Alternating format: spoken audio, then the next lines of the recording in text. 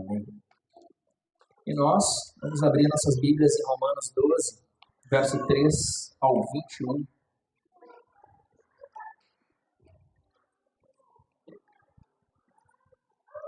A palavra de Deus diz: porque pela graça que me foi dada, digo a cada um dentre vós que não pense de si mesmo além do que convém. Antes, pense com moderação, segundo a medida da fé que Deus repartiu a cada um.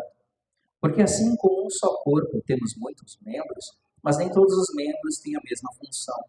Assim também nós, enquanto muitos, somos um só corpo em Cristo e membros uns dos outros.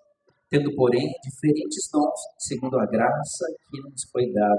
Se profecia, segundo a porção da fé. Se ministério, dediquemo-nos ao ministério. Ou o que ensina, esmere-se no fazê-lo. Ou o que exorta, faça com dedicação. E o que contribui com liberalidade. O que preside, com diligência. Quem exerce misericórdia, com alegria. O amor seja sem hipocrisia. Detestai o mal, apegando-vos ao bem. Amai-vos cordialmente uns aos outros com amor fraternal, preferindo-vos em honra uns aos outros. No zelo não sejais remissos, sede fervorosos no espírito, servindo ao Senhor. Regozijai-vos na esperança, sede pacientes na tribulação, na oração, perseverantes. Compartilhai a necessidade dos santos, praticai a hospitalidade. Abençoai os que vos perseguem. Abençoai e não amaldiçoeis. Alegrai-vos com os que se alegram e chorai com os que choram. Tende o mesmo sentimento um para com os outros. Em lugar de seres orgulhosos, condescendei com o que é humilde. Não sejais sábios aos vossos próprios olhos. Não torneis a ninguém mal por mal. Esforçai-vos por fazer o bem perante todos os homens. Se possível, quando depender de vós, tende paz com todos os homens. Não vos vingueis a vós mesmos, amados, mas dai lugar à ira. Porque está escrito: a mim pertence a vingança. Eu é que retribuirei, diz o Senhor. Pelo contrário, se o teu inimigo tiver fome, dá-lhe de comer. Se tiver sede, dá-lhe de beber. Porque, fazendo isso, amontoarás brasas vivas sobre sua cabeça. Não te deixes vencer o mal, mas vence o mal com o bem. Amém. Até aqui, irmãos. Obrigado.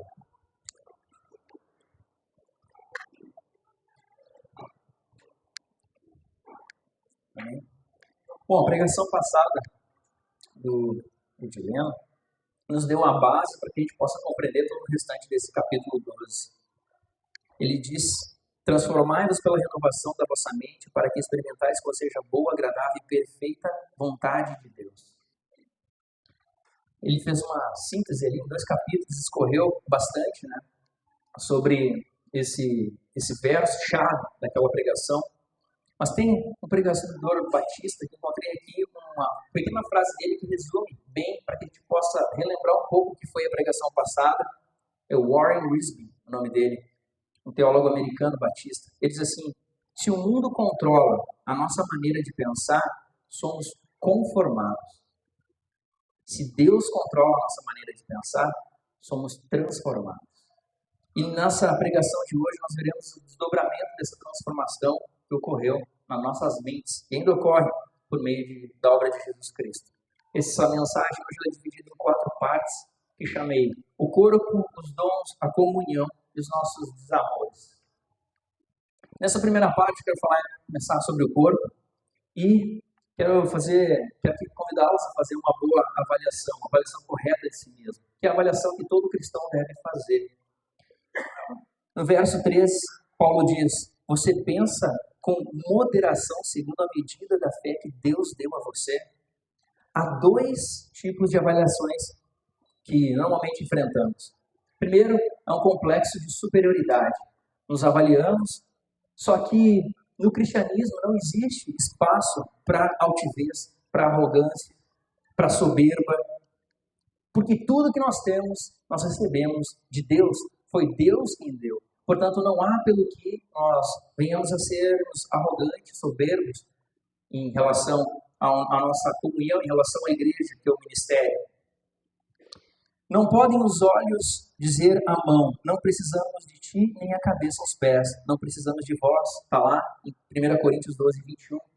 Só que, assim como quando fizemos a nossa avaliação, alguns podem se achar soberbos, nós também não podemos nos acharmos inferiores.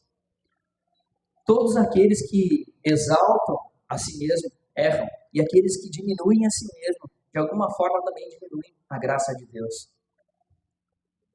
Essa falsa humildade, ela está em oposição a Deus também, quando a gente é falso diante das nossas avaliações. Lembre-se que você é sacerdócio real, um povo santo, eleito de Deus. Você é a menina dos olhos de Deus. Você é especial. Então, se existe alguém aqui nessa manhã, para começarmos a nossa conversa, que está se sentindo para baixo, está se sentindo menos, está se sentindo inferior com relação aos demais irmãos, com relação à igreja, está se sentindo indigno também de pertencer, de repente, ao Jardim Botânico, 1 Coríntios 4 e 8 é um texto-chave para que a gente possa compreender. Se o pé disser, porque não sou mão, não pertenço ao corpo, nem por isso deixa de fazer parte do corpo. Veja só. E se o ouvido disser, porque não sou olho, não pertenço ao corpo, nem por isso deixa de fazer parte do corpo. Você é parte do corpo, independente da sua condição. Mas Paulo manda pensarmos com moderação segundo a medida da fé que Deus repartiu a cada um de nós. Aqui, a medida da fé, ele não quer dizer que Deus deu uma medida de fé maior para alguém. Deu mais fé para o Rodrigo, deu menos fé para Israel. Não é nesse sentido. O contexto aqui é com relação às bênçãos e os dons que cada um de nós temos e como nós servimos a igreja local. Esse é o contexto. Deus deu para cada um de nós dons, muitos dons. Nós vamos ver, conforme nós lemos aqui, nós vamos ver depois no decorrer do texto. Você tem mais de um dom. E você, a medida da sua fé é, se você tem um dom X, Y ou Z, quanto você usa dos seus dons dentro da igreja para edificação do corpo. A pergunta, portanto, a fazermos para a gente entender nesse início é: como posso fazer melhor uso dos meus dons para beneficiar a todos os irmãos? Essa é a medida da fé a que ele se refere aqui, dentro desse contexto de serviço, de servirmos uns aos outros, de igreja. Em Romanos 12, 5, indo um pouquinho mais adiante, ele diz: nós somos um só corpo, membros uns dos outros. Nós somos um só corpo, membros uns dos outros. Graças a Deus, eu peguei essa parte, eu adoro essa passagem, assim como a de Coríntios também. Pensa o seguinte, eu vou colocar um flip chart aqui, vou pegar uma caneta, porque sei desenhar, vou passar um papelzinho para cada um de vocês com uma caneta. E cada um de vocês vai escrever uma parte do corpo. E aí vocês vão me dizer, pé, eu desenho um pé. Outro, a perna. Ao final, qual é a chance de a gente ter 5 pés, 10 pernas, 10 olhos? Agora, se eu pegar um flip chart aqui, a caneta, e vocês olhando para o corpo, tendo a imagem de Cristo em suas mentes, e aí a gente começa esse exercício. A Patrícia, desenha o pé. Israel vê que falta um outro pé. Desenhamos o pé. E assim por diante. Desenhamos a perna, canela, pescoço. Qual é a chance de no final nós termos um corpo muito bonito e perfeito? Considerando que isso é uma igreja, que aquela ali é uma igreja monstruosa, aonde você gostaria de congregar? O ponto é que quando nós temos consciência do corpo de Cristo, quando nós olhamos para Cristo, nós sabemos qual é o nosso papel dentro do corpo de Cristo. Onde nós estamos como membros ali. Nós, nessa analogia de Paulo, pertencemos uns aos outros. Nós ministramos uns aos outros. Nós precisamos uns dos outros. E aqui destaco 4 verdades maravilhosas que nós podemos encontrar em Romanos 12, 5. A primeira delas é a unidade. Somos um só corpo em Cristo. Um só rebanho. Um só corpo, uma só família.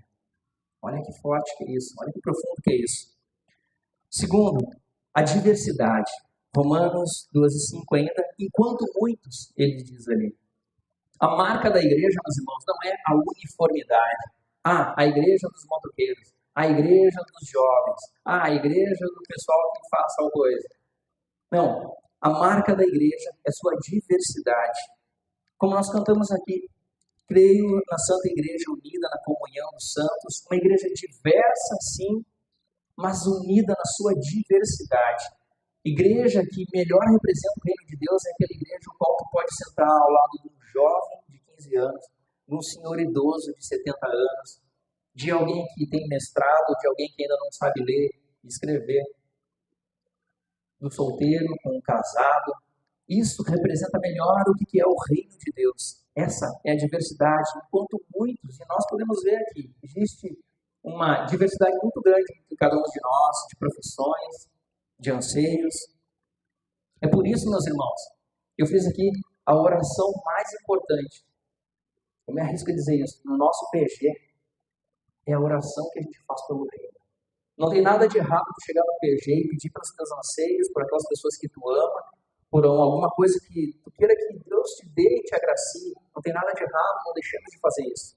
No entanto, quando nós chegamos ali no PG, nós somos lembrados de orar pelo reino de Deus, orar por algo muito maior que nós. Nós deixamos de lado as nossas necessidades para orar pela expansão do Evangelho, do reino de Deus, pela igreja em Porto Alegre, a igreja no mundo.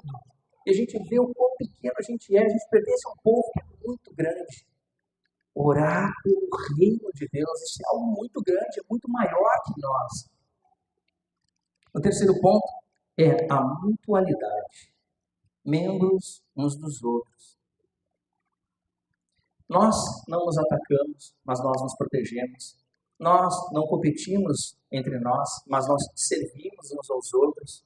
São muitos os membros trabalhando e cooperando. Imagine vocês a minha situação se na quarta-feira, no nosso PG, eu orasse pelo crescimento da igreja do Botânico em piedade.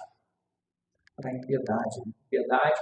Aí eu chego no sábado, eu tenho que arrumar todas as cadeiras. Aí chego no domingo, eu abro a porta, eu fico na portaria, eu também tenho que dar aula para as crianças, e eu vou ter que fazer o louvor aqui, vou ter que ler os salmos, fazer as orações e ainda pregar a palavra. Nossa, ia ser um horror fazer isso.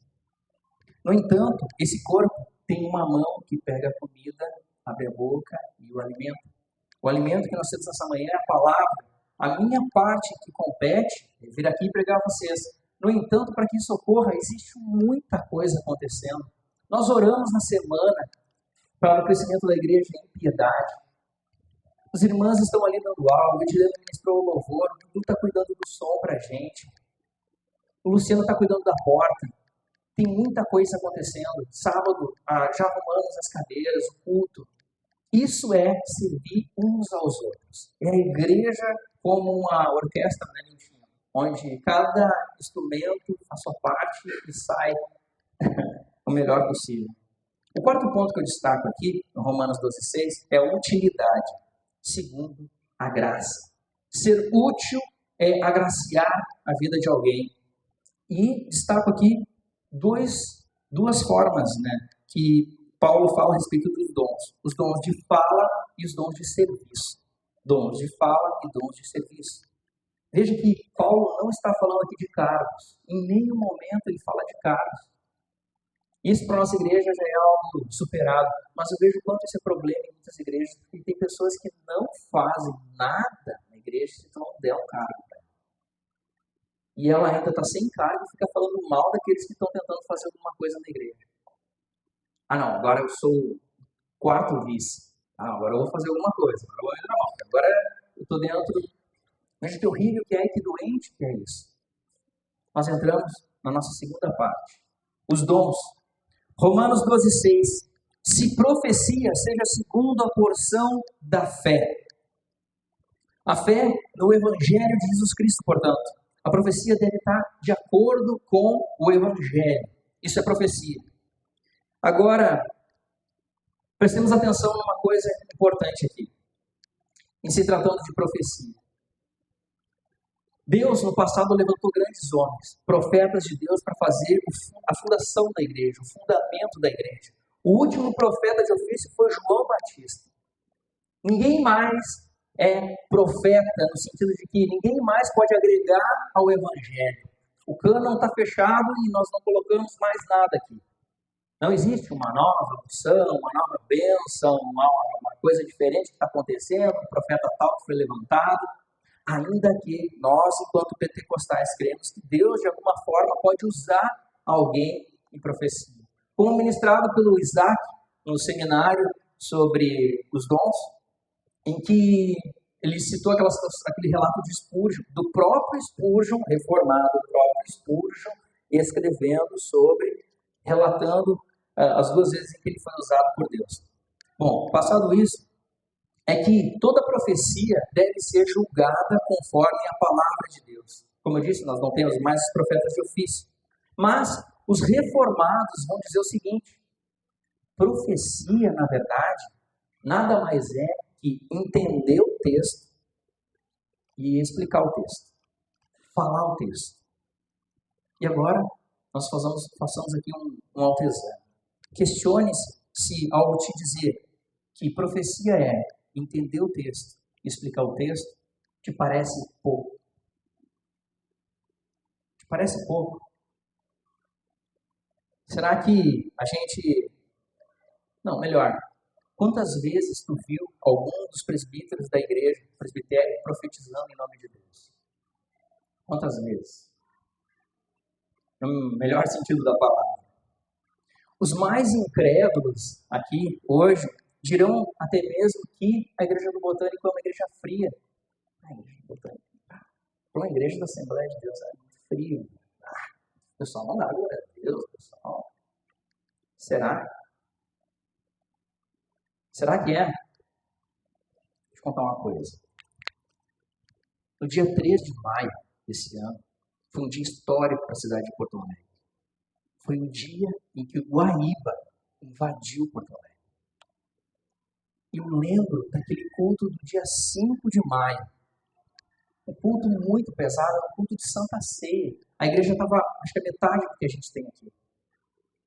Nós fomos orar e eu lembro que todos nós estávamos muito apreensivos, a gente estava triste. Alguns irmãos estiveram presente. Eu lembro que o salmo, eu anotei aqui, que abriu o culto, olha que irônico. Alegrai-vos no Senhor e regozijai-vos, ó justos, cantai de júbilo todos vós que sois retos de coração. Que salmo para abertura. Lembro do Rodrigo abrindo o culto com voz embargada. O Edileno cantando, se temos o que perder, famílias, bens, poder. Nossa, aquele culto, eu até escrevi um texto sobre isso. Depois eu coloco no grupo da igreja. Foi para mim um culto icônico. Porque eu ficava pensando o seguinte: Deus, o que eu estou fazendo de errado? Eu, Augusto, por que tu, em algum momento, em algum culto, tu não me levantaste para falar para a minha igreja, uma palavra profética para a minha igreja, Deus, sei lá, consolando a igreja, edificando a igreja, porque estava todo mundo muito apreensivo.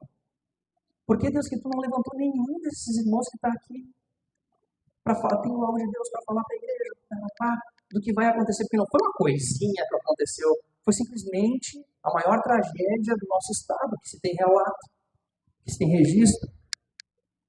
E eu ficava pensando sobre aquilo, né? E o irmão até me disse, daqui a pouco aparece alguém no Instagram, nos rios lá, aqui, teve uma profecia de alguém, não sei o que lá. E eu ficava, cara, sabe que eu estou sendo muito incrédulo? E eu vi como eu estava sendo muito incrédulo. Porque exatamente um mês antes havíamos ouvido a palavra sobre o dilúvio pregado pelo Isaac. E ele falou sobre juízo, ele falou sobre misericórdia. Exatamente uma semana antes daquele caso, o Rodrigo pregou sobre a nossa aliança com Abraão. E como nós pertencemos a um povo que passou por guerras, por pestes, por tudo que há de pior. E exatamente no dia, coube a mim pregar Gênesis 19, a destruição de Sodoma e Gomorra. Diante do relato que estava vendo nas cidades do Vale do Caí, dizimadas e destruídas. João Calvino tem um trecho que ele fala assim: eu, porém, prefiro seguir aqueles que tomam o sentido dessa palavra, profetizar, de modo ainda mais abrangente para se referir ao dom específico da revelação, de modo que qualquer pessoa possa se empenhar hábil e habilidosamente no ofício e interpretação, na explicação da vontade de Deus. Eu não sei vocês, mas quando eu olho para isso, para esses relatos, está no YouTube, eu não vejo coincidência. Eu vejo que, de alguma forma, Deus está conduzindo, falando da igreja do Jardim Botânico, mas a gente tem os olhos tão incrédulos para a profecia que a gente não quer. A gente prefere até achar que a gente é mais frio, mas eu não quero olhar para as Santas Escrituras e dizer, essa aqui é a maior profecia que se pode ser revelada. Deus está falando com a igreja do Botânico por meio da palavra. Portanto, não julguemos a igreja de Deus com os nossos olhos incrédulos. Deus está falando por meio do seu santo evangelho. A série de origens foi planejada muito antes. As escalas ocorreram muito antes. Não foi premeditado.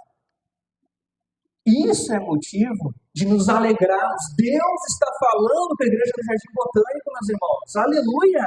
Deus está falando com a igreja do Botânico por meio do evangelho. Que isso não passe despercebido de nós.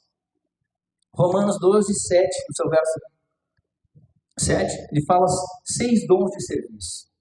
Ministério, ensino, exortação, contribuição, presidir e misericórdia. Segundo a porção da fé, no caso aqui no Evangelho.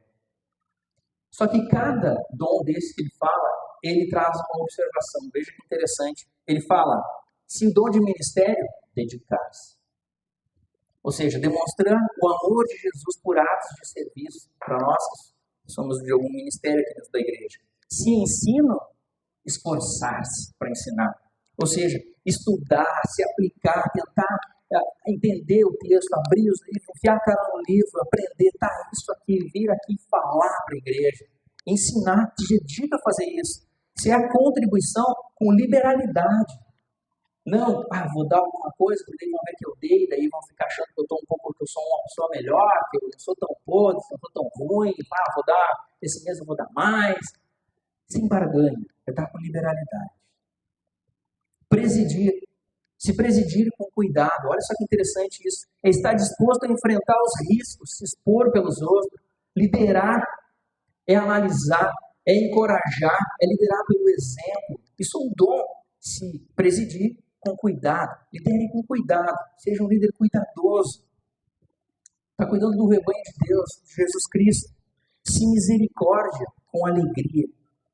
Ou seja, olha só que interessante, porque é um dom maravilhoso, o dom de envolver-se com aquele que está aflito, aquele dom de tentar socorrer aquele que está necessitado, angustiado, de consolar alguém que está passando por um grande problema, o dom de identificar espontaneamente a aflição de uma pessoa e tentar ir lá e aliviar. Na história, um exemplo só, Robert Heitz, em 1780, ele viu aquele monte de criança na rua passando fome, criança sem cuidado social na Inglaterra. E ele disse, eu preciso fazer alguma coisa. Levado por Deus com esse dom de misericórdia, ele criou a escola bíblica dominical. Leia depois, meus irmãos, sobre isso. É maravilhoso o que ele faz. Cria a escola bíblica, vai ensinar o evangelho para essas crianças, vão aprender a ler, vão aprender a escrever. Vai ter uma alimentação para elas. Aliás, esse é um dos ministérios mais lindos que eu sempre vi dentro da Assembleia de Deus.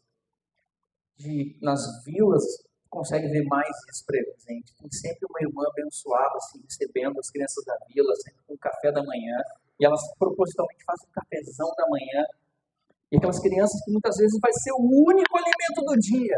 Elas vão lá na igreja para ouvir o evangelho por causa do café da manhã. Cara, isso é misericórdia. Isso é misericórdia de Deus. Isso é um dom maravilhoso. Maravilhoso, meus irmãos. Terceiro ponto, a comunhão. Nessa terceira parte, nós vamos do verso 9 ao 16. Veremos as virtudes recomendadas para que nós possamos viver como igreja em harmonia. Dentro desse corpo, o qual todos nós somos membros, tem um sistema circulatório, e nesse sistema circulatório é o amor que está ali passando, girando. São 12 os ingredientes que fazem liga entre cada um de nós. Eu vou destacar 2 depois, mas vou ler aqui com vocês todos. Sinceridade, Romanos 12:9. O amor seja sem hipocrisia. Discernimento, detestai o mal, apegai-vos ao bem. Afeição, amai-vos cordialmente uns aos outros com amor fraternal. Honra, entusiasmo, paciência, generosidade, hospitalidade. Praticai a hospitalidade, lá no verso 13. Boa vontade, empatia, harmonia, humildade. Isso tudo a gente pode ver até o verso 16. Nós, meus irmãos, precisamos abrir os nossos corações, sem máscara. Isso aqui não é como uma empresa, onde você vai lá, hoje eu não estou nada afim de trabalhar, tem que ir lá aturar o chefe, tem que aturar o colega, vai. Cara, isso aí fica lá na calçada. Lá. Isso aqui não é um teatro, eu não estou aqui encenando, e ninguém aqui está encenando nada. Estamos aqui com pessoas com diversos problemas, diversas aflições, angústias, questionamentos, não tem nada de errado. Esse é o povo de Deus, e assim a gente está caminhando junto. Assim esse corpo está caminhando junto. Aqui nós não somos estranhos, aqui nós somos a família da fé, porque nós temos um mesmo Pai, o Pai, nosso Senhor e Deus. Destaco no verso 10, quando ele fala com amor fraternal. Isso me chamou muita atenção. A palavra fraterno aqui fala do amor filéu. E quando Paulo usa o termo Filadélfia, que significa amar o teu irmão como um irmão. Você que tem um irmão, é amar o teu irmão como um irmão de sangue. Dificilmente nós passaríamos um irmão de sangue para trás. Trairíamos a confiança do nosso irmão. Veja, essa é a profundidade do que ele está dizendo aqui. Com amor fraternal. Devemos amar uns aos outros como se fosse nosso irmão de carne, de sangue. Isso é muito profundo, né, meus irmãos? Outro ponto. Verso 13. Praticai a hospitalidade. Cara, isso aqui me chamou muita atenção. Eu preciso dar um recorte para esse trecho aqui, porque é maravilhoso. O cristianismo é uma religião de portas abertas. O cristianismo é uma religião de comunhão, de comungar. É uma religião de sentarmos à mesa uns com os outros. Nós praticamos muito disso em nossos PGs. Quando abrimos nossa casa, abrimos nosso lar para receber os irmãos, para servir nossos irmãos. A hospitalidade, ela é poderosa. Todo cristão é hospitaleiro. Não existe cristão que não seja hospitaleiro. Não existe cristão que não tenha o desejo de receber os seus irmãos, de servir os seus irmãos, de sentar à mesa, dar umas risadas, comer alguma coisa. Tem um filme que eu e a Vanessa vimos, é um filme bastante antigo, que se chama Festa de Babette. Eu indico a vocês busquem, leiam, vejam esse filme. Em resumo, a história que teve uma guerra na França, Paris em guerra, e aquela mulher perdeu o marido, perdeu filhos, e ela vai para o interior da França, e encontra um vilarejo. Nesse vilarejo moram 2 mulheres, elas são filhas de um pastor. Esse pastor morreu, e a igreja se desestabilizou. As pessoas começaram a brigar umas com as outras, naquele vilarejo. Então Babette chega corrida da guerra, bate na porta e pede, alguém me ajuda, me dá um pouso, me dá um lugar para ficar. E ninguém queria ficar com ela. Ao bater na casa dessas 2 irmãs, as irmãs também rejeitam, mas ela diz, eu trabalho de graça para vocês, eu sirvo vocês, apenas me deem um lugar para ficar. Elas abrem a casa, ela começa a trabalhar para eles ali. A certa altura, aliás, ela sempre pede para um amigo que ficou em Paris jogar na loteria. Sempre jogar na loteria. Ela repara que a comunidade está desestabelecida, está todo mundo com picuinha, com rusga, com coisinha um com o outro. A certa altura, ela ganha a loteria. Então a Babette pede para que toda a fortuna que ela ganhou seja comprada os melhores alimentos para se comer. Os melhores. Então ela convida para uma grande festa aquela comunidade. E todo mundo senta à mesa, um birrento um com o outro ali, mas sentam à mesa. Então as pessoas começam a comer. Só que é tudo muito bom.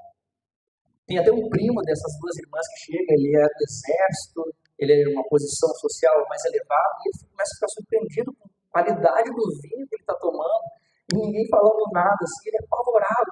Daqui a pouco todo mundo começa a rir, a se descontrair, as pessoas começam a se perdoar, e se sentar à mesa, começa a haver uma comunhão ali, um amor acontecendo.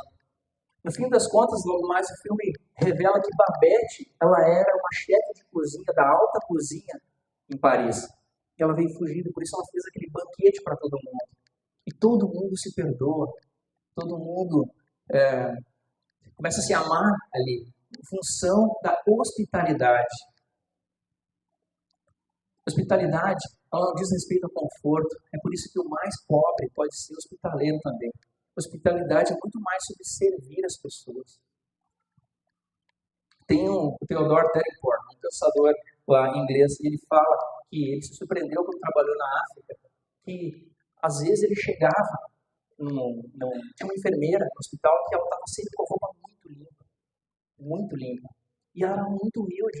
E um dia ele foi na casa dela, era chão de barro, mas ele se surpreendeu como estava tudo muito varrido, cada coisa organizada no seu lugar, estava tudo muito bonito, ela teve um apreço por receber ele. E ele se surpreendia como nós no Ocidente, às vezes vamos trabalhar de qualquer jeito, com roupa amassada, ou achando que é bonito, andar todo zoado, recebemos de qualquer jeito, muitas vezes, as pessoas. Ele se deparou com a hospitalidade daquela pessoa ali humilde. Eu quero dizer para você, se em todo esse tempo de Jardim Botânico você não recebeu nenhum irmão na sua casa, você está vivendo a igreja do Jardim Botânico errado. O Labrie nasceu com essa ideia. É muito interessante. Tem um testemunho da Nancy Pierce, que é uma escritora americana, uma apologeta americana. E ela falando ali que muitos intelectuais, acadêmicos, perdidos da vida e apavorados do que iam fazer, ouviam falar do Labrie e iam lá no Labrie. Aí se deparavam com Francis Schaeffer, um cabeção, filósofo, com respostas embasadas, interessantes.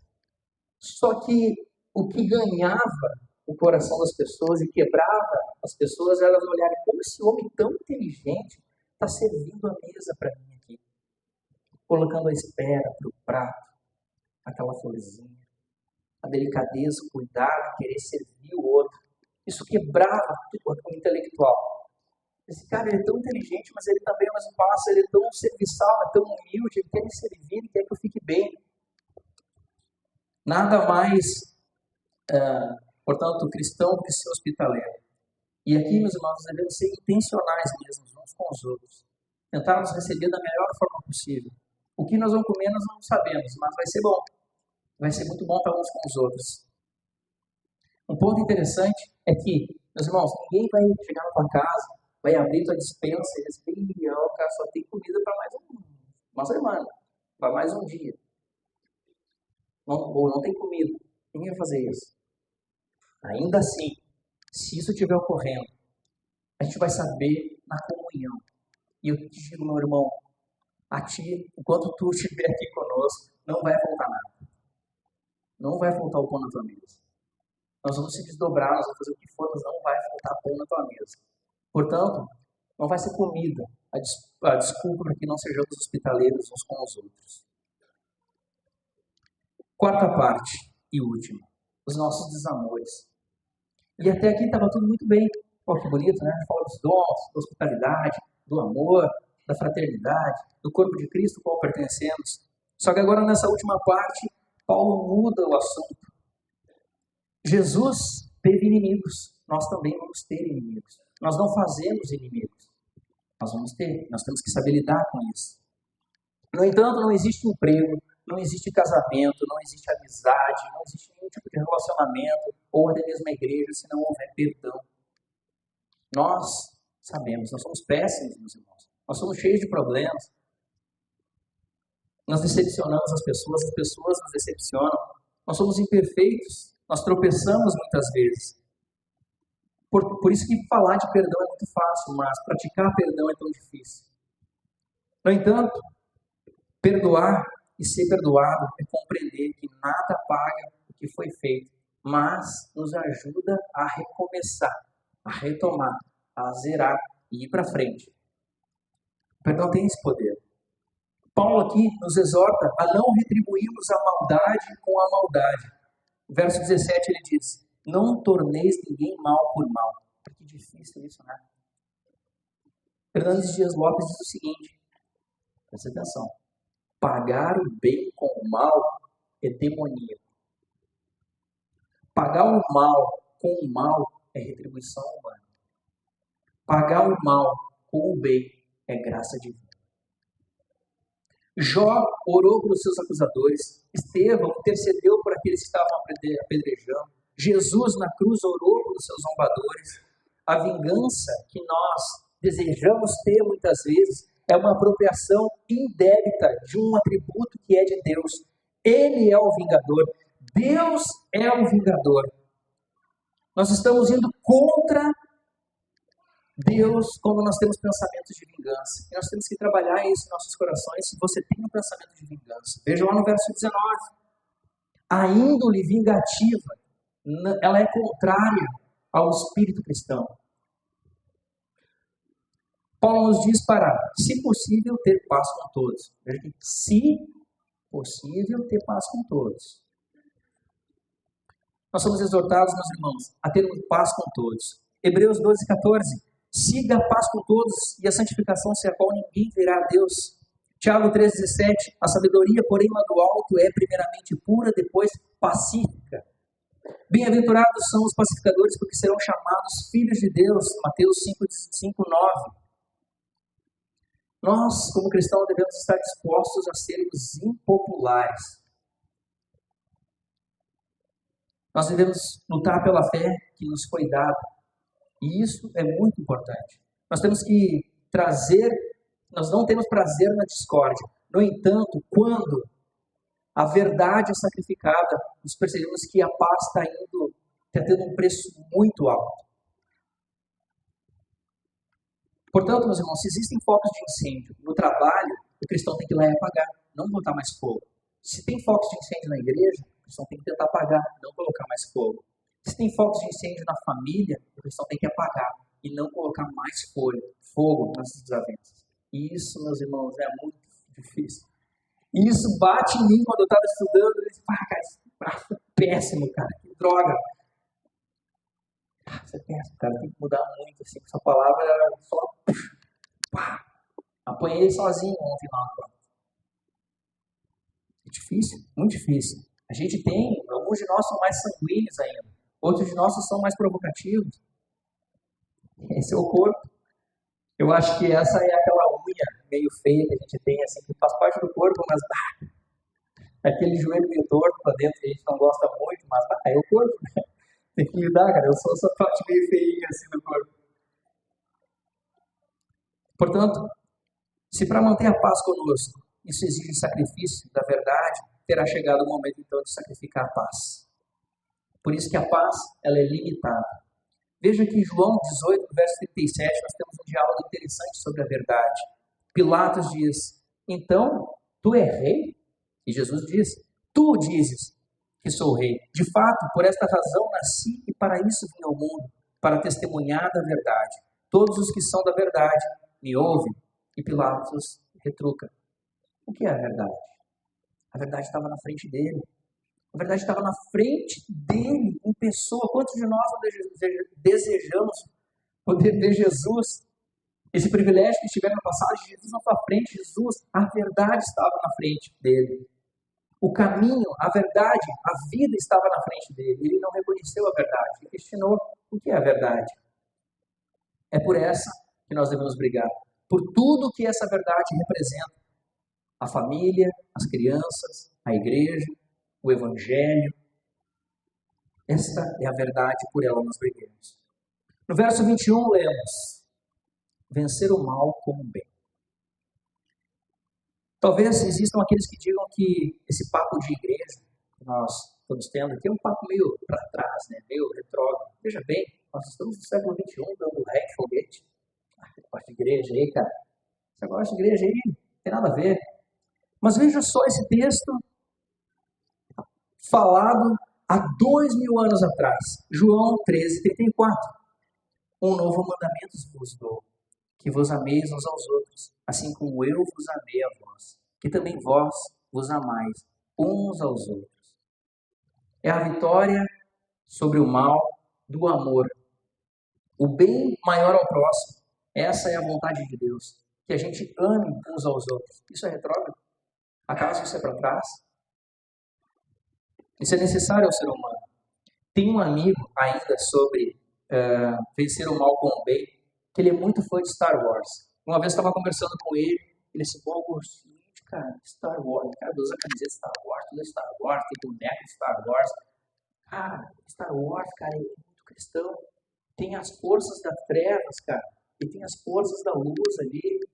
E os Jedi, cara, somos nós, dá pra te fazer uma analogia. Esse cara, assim, o amigo velho da igreja, assim, eu não acredito, esse cara não falou isso. Bobagem. Isso é paganismo. Isso é o yin e yang. No cristianismo, o bem não está em pé de igualdade com o mal. Jesus já venceu o mal na cruz. O nosso Deus é bom e Ele é muito maior. A gente não está numa disputa entre o mal e o bem. O bem é força da luz, é força das trevas. Cara, que infantil é isso. Não pense isso. E sobre todo o mal que nós vencemos hoje, além de vermos a ausência de Deus na maldade humana, nós podemos descansar sabendo que Ele é o vingador. Quando nós fizemos uma bondade, quando nós vencemos o mal com um ato de bondade, isso é Cristo, por meio do Espírito Santo, agindo em nossa vida. Glórias a Deus porque eu fiz algo bom para vencer o mal. Se nós fizemos alguma coisa errada, má, retribuímos o mal, isso está na nossa conta. Isso é por nós, porque isso é usurpar isso que Deus é o seu vingador, no caso. O último termo, no verso 20, lá, chama muita atenção, que é amontoará brasas vivas sobre sua cabeça. Veja que interessante isso. Segundo João Crisóstomo, é tu fazer o bem para alguém que te fez o mal. O cara te fez o mal, tu vai lá e faz o bem, mas eu faço o bem porque eu quero aumentar a ira de Deus sobre ele. Só que essa interpretação é errada. Ela foge um pouco do contexto que a gente está lendo aqui. No entanto, Pelágio, isso mesmo, Pelágio, Orígenes e Augustinho defendem um outro pensamento. Amontoará brasas de fogo sobre sua cabeça. Na verdade, eles sugerem que isso é uma vergonha ardente na cabeça daquela pessoa. A cabeça, que no caso a sua cabeça, é a cabeça do inimigo, não a nossa cabeça. Ou seja, é quando alguém te faz alguma coisa má e tu vai lá e retribui com algo bom, devolve a bondade. E aquela pessoa fica... Que é o que está acontecendo aqui. Sabe qual as placas? Não entende o que está acontecendo. O natural é que a gente entra num embate, a gente briga. Provérbios 25, do 21 e verso 22 diz: se o seu inimigo tiver fome, dá-lhe de comer. Se tiver sede, dá-lhe de beber. Fazendo isso, você amontoará brasas vivas sobre a cabeça dele e o Senhor recompensará você. O irmão Jorge, um irmão que entrou na nossa vida no passado, um discipulador, eu, da Vanessa, homem de Deus, ele contou uma história que eu nunca esqueci uma vez. Ele estava no condomínio dele lavando o carro dele. Quando lá de cima ele viu o vizinho, indignado, o vizinho desceu, tribravo para falar com ele, porque ele tinha respingado algumas coisas no carro do lado. Pôr a boca nele.